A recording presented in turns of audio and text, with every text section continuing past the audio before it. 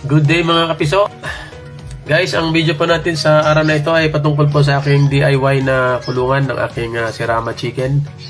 Kasi nga nahirapan siya dun sa dati niyang kulungan na wala pong kusot. Ang ginawa ko po ay inuweran ko yung luma kong kulungan para hindi tayo gumastos ng malaki. So pinalutan ko ng ng plywood.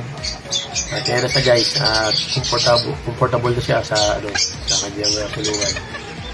So, parang kasi medyo tingin ko parang hindi siya komportable, kaya ginawan ko po ng paraan para po maayos.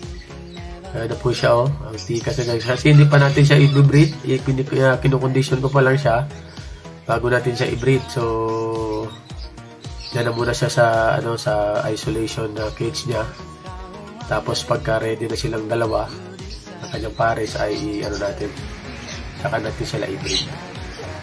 Alright, mga kapiso, thank you for watching.